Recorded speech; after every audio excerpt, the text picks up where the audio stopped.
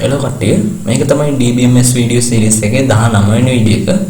මේකදී අපිට කරන්න තියෙන්නේ මම කලින් වීඩියෝ එකේදී add කරපු data මම video එකට ගියොත් මේ තියෙන්නේ මම කලින් වීඩියෝ එකේදී කතා කරපු විදිහට tables වලට data add කරගෙන තියෙනවා මෙතනදී. මේ වීඩියෝ එකේදී අපිට කරන්න තියෙන්නේ මේ data වලින් SQL මේගොල්ලෝ දීලා තියෙන requirements ටික මේකට අදාළ SQL queries ටික ගහ ගන්න තියෙන්නේ. පළවෙනි ප්‍රශ්නේ විදිහට අපිට කියනවා two new students have been admitted to grade 11 of this school. Their details are listed in the table below. Enter the information in the student table. Student table එකට මේ පහළ දීලා තියෙන details ටික insert කරන්න කියලා තියෙනවා. හරි. මෙතනදී මම මේකට දාලා queries ටික ගහගෙන තියෙනවා. පළවෙනි එකේදී මම කරලා තියෙන්නේ insert into table එකේ name එක දීලා තියෙනවා student කියලා. ඊළඟට මෙතනින් column names ටික දීලා තියෙනවා. ඊළඟට ඒවට වැටෙන ඕන values ටික පිළිවෙලට දීලා තියෙනවා. මේක දීලා තියෙන විදිහට දැන් මම මේක execute කරගත්තොත් දැන් student table එකට ගිහින් දැන් student table එකට ගිහින් පෙන්නන්නම්.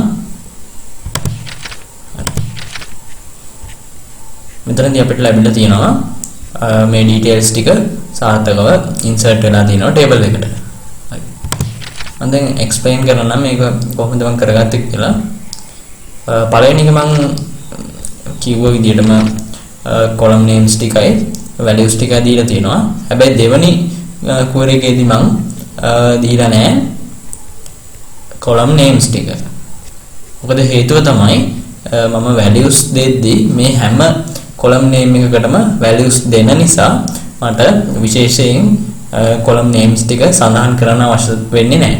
ඒ නිසා මට පුළුවන් column names ටික දෙන්නේ නැතුව values ටික විතරක් පිළිවෙලට දෙන්න. මේ වැඩේ කරන්න පුළුවන් හැමතිස්සෙම table එකේ තියෙන හැම column එකටම values add වෙනවා නම් තමයි. එහෙම නැත්නම් columns ටික mention කරලා ඒ අදාළව values ටික set කරන්න ඕන. හරි. අපි යන් දෙවෙනි ප්‍රශ්නෙට. දෙවෙනි ප්‍රශ්නේදී අපිට කියලා තියෙනවා index number STU004 students last name should be changed to Moses. Write the relevant SQL query. හරි. මේකදී අපිට කියන්නේ index number එක මෙන්න මේක වන student ගේ last name එක Moses කියලා වෙනස් කරන්න කියලා තියෙනවා. හරි. මේකට අදාළවත් මම query එක set කරගෙන තියෙනවා. මේකෙදී update කරන්න කියලා තියෙනවා. update query එකක් තමයි ගහලා තියෙන්නේ. update student කියන්නේ table name එක. ඊට පස්සේ set update student set last name එක අපිට කියලා තියෙන විදිහට Moses කියලා දීලා තියෙනවා. ඊළඟට where එකක් දීලා condition එක විදිහට දීලා තියෙනවා. index number එක STU004 කියන එක. ඒ කියන්නේ index number එක STU004 වෙන කෙනාගේ last name එක Moses කියලා වෙනස් කරන්න කියලා තමයි මම මෙතනදී කියලා තියෙන්නේ. හරි. දැන් මේක execute කරගත්තොත් දැන් අපි student table එකට ගිහින් බලමු. මේකදී අපිට කිව්වේ STU004 කියන කෙනාගේ මේක මම දැන් refresh කරගන්නම්. හරි. එතකොට එයාගේ last name එක මේ විදිහට වෙනස් වුණා. දැන් අපි යමු තුන්වෙනි ප්‍රශ්නෙට. මේකදී අපිට කියලා තියෙනවා Natasha Vimalsena students contact number should be changed. මේගොල්ලෝ contact number එකක් දීලා තියෙනවා. මෙන්න මේක විදිහට change කරන්න ඕනෙලු. මේකට අදාළ SQL query එක ගහන්න තමයි අපිට තියෙන්නේ. මම SQL query එක set කරගෙන තියෙනවා. මේකදී මුලින්ම update student set contact number එක මේගොල්ලෝ දීලා තියෙන එක මෙතන set කරලා තියෙනවා. ඊළඟට where එකක් දීලා first name එක Natasha and last name එක Vimalsena කියලා conditions දෙකක් දීලා තියෙනවා. හරි. මම දැන් මේක execute කරගත්තොත් මෙතනදී Natasha Vimalsena කියන එකේ මෙන්න මේ contact number එක වෙනස් වෙනෝනේ මම දැන් refresh කරන්නම්. හරි. මේ විදිහට ඒක වෙනස් වුණා. අපි යන් ඊළඟ ප්‍රශ්නෙට. හතරවෙනි ප්‍රශ්නේ දීලා තියෙනවා Natasha Vimalasena transferred schools before the first term examination. Therefore remove the information about this student from the student table. මේකට දාලවත් මම query එක set කරගෙන තියෙනවා. Delete from student where first name එක Natasha and last name Vimalasena. හරි මේ විදිහට මම condition එකක් දීලා තියෙනවා. condition දෙකක් දීලා තියෙනවා and එක දීලා. හරි. දැන් මම මේක execute කරා. මේකදී අපිට මේ detail එක remove කරන්න තමයි තියෙන්නේ. මම දැන් මේක refresh කරා. හරි. මේ විදිහට ඒක remove වුණා. අපි යන් ඊළඟ ප්‍රශ්නෙට. පස්වෙනි එකේදී අපිට කියනවා find out the details of all the students in the school කියලා. මේකදී නම් අපිට පොඩි query එකක් තමයි ගහගන්න තියෙන්නේ. select all from student කියලා දුන්නම ඒ ටික මෙතන load වෙනවා. හරි මම දැන් මේක execute කරා. ඒ විදිහට අපිට results ටික ලැබෙනවා. හරි. දැන් ඊළඟ ප්‍රශ්නට යන්න.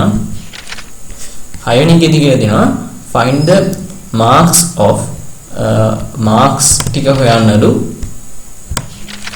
of mathematics subject of the students in the first term.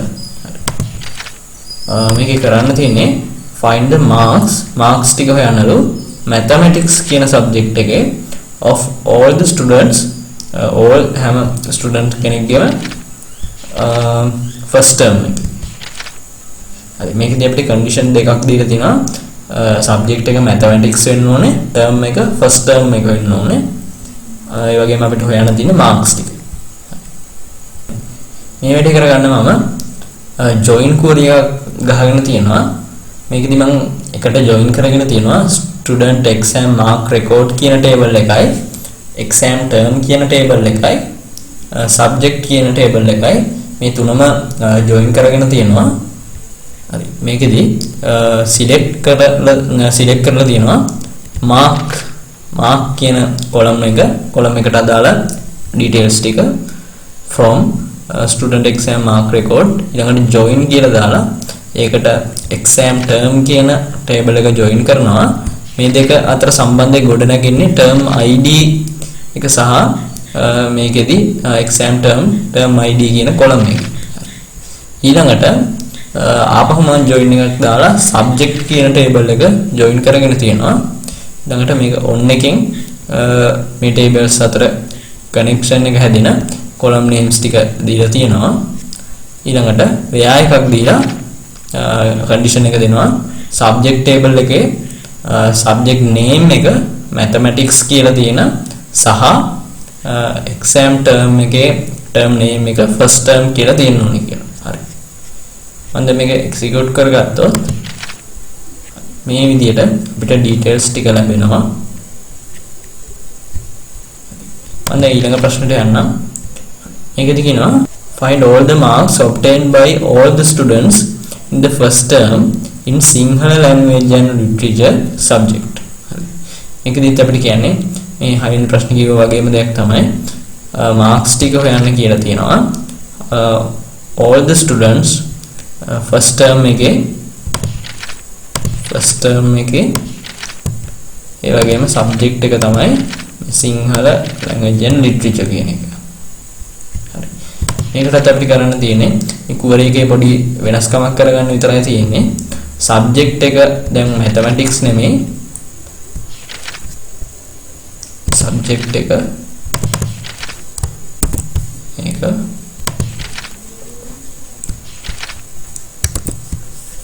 and term එක තමයි first term එකමයි. හරි මම දැන් මේක execute කරන්න first term එක execute කරා. හරි මේ විදිහට ඒකට අදාළ details ටික ලැබෙනවා. මම දැන් ඊළඟ ප්‍රශ්නට යන්නම්. 8 වෙනි ප්‍රශ්නේ කියනවා Amandi Vijayasinghe entered another school from this school before the first term examination due to receiving a scholarship. Therefore, remove the information on this student from the student table. මේකටත් අපිට delete query එකක් තමයි ගහගන්න තියෙන්නේ. හරි. ඒකට දාලවත් මම delete query එක set කරගෙන තියෙනවා. මේකෙදි කලින් කතා කරපු විදිහටම delete from student where first name එක අමාදි and last name එක විජේසිංහ. where එකක් දීලා condition දෙකක් දීලා තියෙනවා. හරි. මේක execute කරගන්න. අමාදි විජේසිංහට දාලා detail එක දැන් student table එකෙන් අයින් වෙන්න ඕනේ.